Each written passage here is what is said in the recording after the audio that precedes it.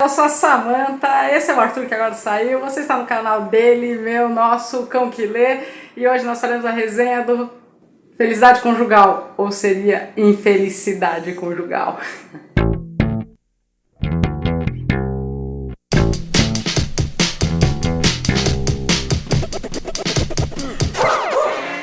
Olá, eu sou a Samantha, este você já conhece, é o Cão que Lê, é o Arthur e você está no canal dele, meu, nosso, o Cão que Lê. Hoje não, meu amorzinho, eu sou casada. Hoje nós faremos a resenha do incrível Felicidade Conjugal de Tolstói.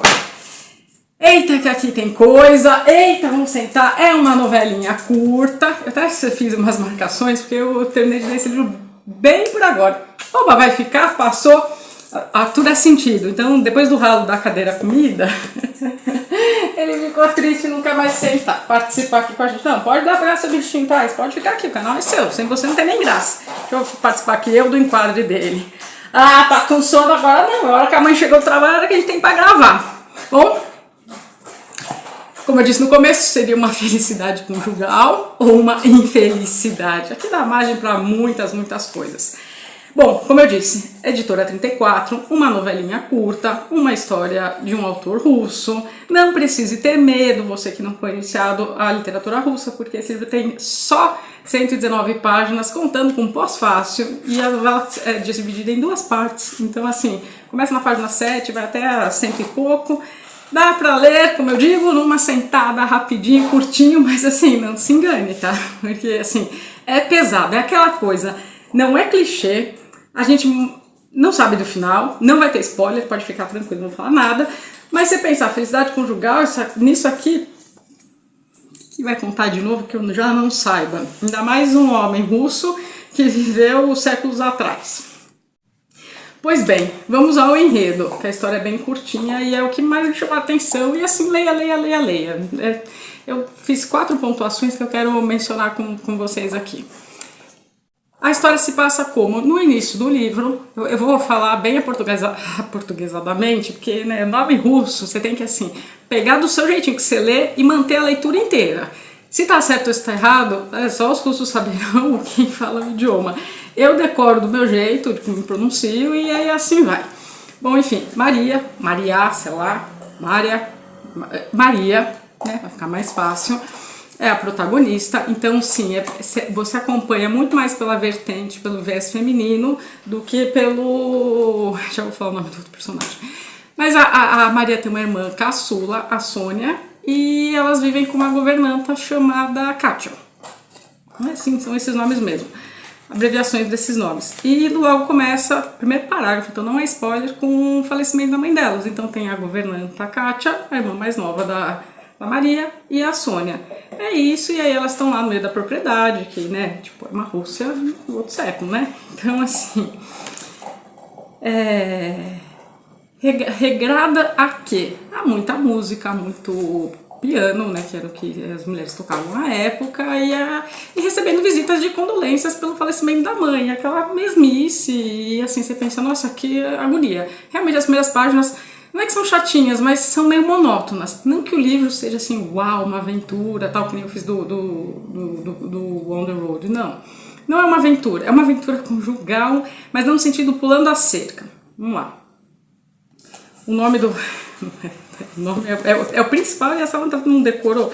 Não, porque eu decorei deste modo, Serguei, mas não é escrito assim, que tem uns H, tem umas acentuação, não tem H, perdão, tem uma acentuação no que você pronuncia, enfim, essas coisas. Então eu guardei Serguei. Esse Serguei começa a frequentar a casa da Maria, vamos colocar assim, porque ele era amigo da família, tal, e ele é o único que vai e não fica naquele pesar, naquela coisa meio down, assim, sabe? Ele conversa, ela toca muito piano, eles trocam ideias, enfim, reaviva nela um sentimento, e na verdade renasce um sentimento, reavive o sentimento de estar vivo, tá? A mãe já morreu, o que vai fazer?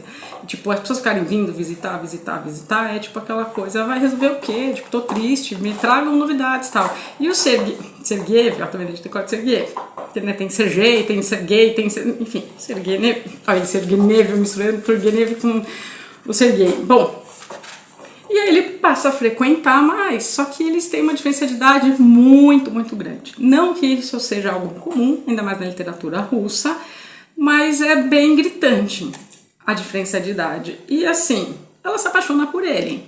Não que ele não se apaixone por ela, pela beleza dela, pela juventude, por tudo, mas ele tá em outra fase da vida. E ela ainda não, ela ainda tá, sabe, assim, você aí, que já se apaixonou, sabe como é aquela sensação, assim, que você fica até meio bobo, né, meio besta, ai, nossa, tá apaixonado, ai, a pessoa vai vir me visitar, ai, quando o Serguei vier, nossa, vou tocar aqui a Regada Beethoven, qual que é o nome da música? Ah, eu até separei aqui, aqui, a Sonata ao Luar, aqui, né, no finzinho aqui na contracapa, tá, gente? O tom dominante é dado aqui pela delicadeza da Sonata ao Luar de Beethoven, peça que a narradora executa nas páginas do início ao fim dessa novela. Fato é porque, assim, se você não conhece, joga aí no Google, aqui no YouTube, perdão, sempre falo Google, joga aqui no YouTube, escuta essa música do Beethoven, enfim, na hora que você tá lendo o livro, fica recorrendo porque ela toca bastante no piano, tá, essa música pra ele. Bom, vamos lá as partes que eu separei. Ela tá encantada. A diferença é gritante para mais de 20 anos mesmo, sem diferença de idade entre eles. Então, ela é aquela moça, né, com um sonho, que nunca casou, que nunca teve uma decepção amorosa, que não sabe se a felicidade acaba quando se casam, não. Enfim, é um tema polêmico até nos dias de hoje, né, não deixa de ser, mas isso suscita questionamentos em nós. É um livro muito bem escrito, não é Tolstói, né? A linguagem é muito gostosa, então assim, não fico meio, nossa, vou ler uma literatura russa, vai ser difícil de eu entender, não. Aqui, falei, 90 páginas vai ser difícil e a história se passa nele visitando e nas conversas que eles vão tendo. De certo modo, a Maria acaba fazendo com que ele se apaixone por ela, mas não que ela fez alguma coisa para ele se apaixonar, ele também está apaixonado, mas ele está meio que bloqueando os sentimentos, que assim, nossa, quase 30 anos mais nova que eu, ou 30 e poucos, não vou ficar dando spoiler, mas tá aqui detalhado, uma hora você percebe, nossa, a diferença é bem grande mesmo. E por isso ele se segura tanto pra deixar ela viver, pra deixar ela ter outras experiências, pra ela sair do casulo lá da casa e tipo, vai menina, né, tipo, vai conhecer o mundo, vai viver, sai aí, então, vai pra São Petersburgo, uma cidadezinha lá próxima, vai para cidades maiores, vai viver, vai se apaixonar, vai ter decepções, não achar que ele é a razão da felicidade dela, coisa que muita gente nos dias de hoje ainda faz, mas enfim.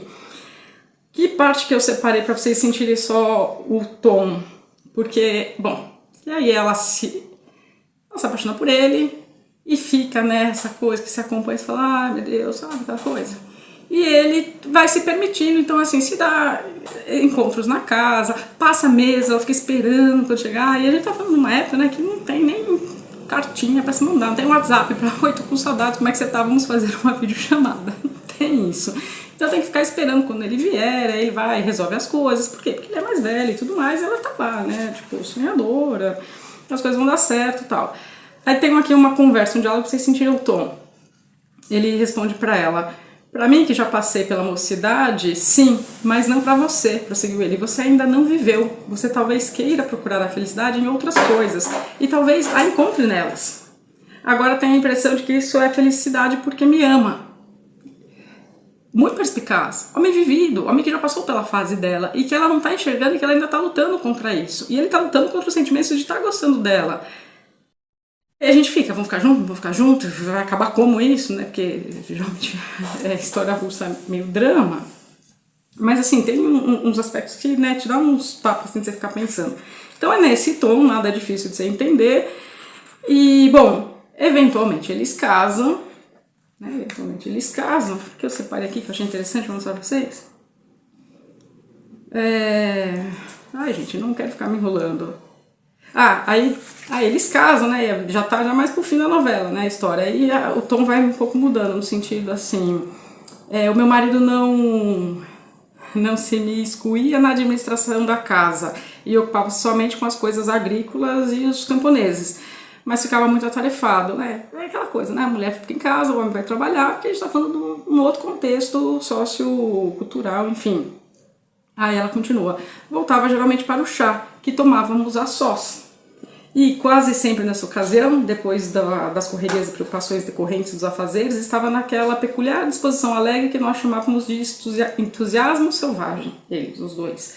Frequentemente eu exigia, me mandona ela, a controladora, eu exigia que me contasse o que fizera de manhã. E ele me dizia tais absurdos que nós quase morríamos, peraí que eu não dou 2 páginas aqui, que nós quase morríamos de rir. Às vezes eu exigia um relatório sério, ele fazia, contendo riso e tal. Então assim, é uma menina que casou, continua dentro de casa e continua fazendo os afazeres dele.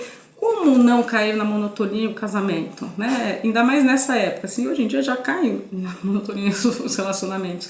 E essa é a grande sacada de Tolstói, de mostrar que o casamento, né, ele vai passando por muitas fases, inevitavelmente, e você tem que ir se readequando, se rearrumando, se reajeitando, não se reinventando, embora talvez sim, mas no sentido de o amor ir tomando novas formas, né? Aquela paixão inicial deixa de existir, por quê? Porque aquela borboleta no estômago passa, uma hora ela vai passar, e aí, quando passar, o que que fica? É isso, amor? Não é isso, amor? Ele tentou avisá-la, como eu disse no começo, não vou ficar lendo aqui para vocês partes que vocês já entenderam. E o que eu separei para falar? Não, já mais para o final, e aí passam a haver discussões, o amor vai dando lugar mais a discussões, a questionamentos, será que fiz certo, será que não? Nas últimas páginas, para não dizer no último parágrafo, que é o último parágrafo, você fala assim, não acredito, né? Tipo, porque vai acabando, você vai tendo uma agonia de tipo, tá, isso vai ficar nessa lenga? Tipo, não tem mais aquela borboleta na barriga, casaram, ele é mais velho, ela é mais nova, ele vai trabalhar, ela fica em casa, eles conversam, conversinha vai, conversinha vem. E aí vai te angustiando, porque você vai vendo na página, tipo, cadê? Vai acontecer o quê? E aí você vai vendo que vai mudando o tom, até o modo como ela escreve, né? Ela que conta a história. E aí você vai ficando, não é possível. Um gênio quando escreve qualquer linha é possível. E aí no último parágrafo você tem aquele desfecho do tipo, tá, entendi. Bom, para mim, para minhas análises, eu como psicóloga sempre, né, não tem como deixar de falar isso, tem-se uma questão muito grande quando a gente trata de diferenças de idade, porque a gente já está falando de diferenças de gerações, de diferenças do que aconteceu, né? Se um já está, sei lá, com 50 anos, a outra está com 15, 20, que seja, vai 20, 15, não vou usar a menor de idade, mas que seja, vai 20, e alguém com 50, tem 20 tem esse potencial todo desses 30 anos para viver toda uma coisa que a 50 já viveu. Já passou por algumas experiências que a idade permite, não só fisicamente falando, não só intelectualmente falando, mas em todos os sentidos. E aí você vê, e sem poder apontar pro outro, que é tipo, acorda, você vai bater a cabeça ali? Não dá. A pessoa vai bater a cabeça ali. É tipo criança, sabe? Eu costumo dizer sempre isso. É tipo criança. Como é que você faz? Não põe o dedo na tomada, ó, exemplo velho esse, mas vai servir. Não põe o dedo na tomada, né? Você vai se levar choque e tal. Enquanto ela não pôr o dedo na tomada e não levar um choque, não adianta, você sabe, vai continuar aqui, vai dar ruim. Mas a pessoa tem que ter a própria experiência, a pessoa tem que ter a própria sofrência, a pessoa tem que ter essa experiência para depois, lá na frente, não se repensar, não se reavaliar, mas para poder entender o que o outro diz, né? Então essa felicidade conjugal existe. Hoje, você vai falar, então tá desatualizada essa obra? Eu acho que eu diria que talvez mais atualizada do que nunca. Porque na sociedade que a gente vive hoje em dia, com a mudança da dinâmica familiar, com casais sendo formados de diferentes tipos, né? A gente tem mais aquela família de manteiga, né? Pai, mãe, filhos. Existem essas famílias ainda, mas hoje a gente tem outras configurações familiares, por assim dizer. E muita gente que não quer casar. E muita gente que não acha que a felicidade é o casamento. É que nessa época tinha-se que casar, né? Você ia fazer o quê se você fosse uma solteirona, né? E aqui 20 anos você já tá velha. Hoje em dia 20 anos você tá começando a vida, mas a gente tá falando de novo, né? Século XXI, outro é do Brasil, né? Enfim.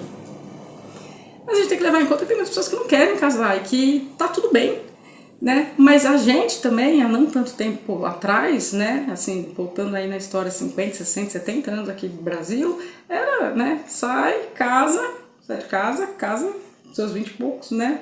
principalmente a geração boomer, né? Tem-se filhos, a mulher fica em casa, o marido sai para trabalhar, as crianças crescem, vão, trabalham, estudam, enfim, eu sou da geração X, assim, 80.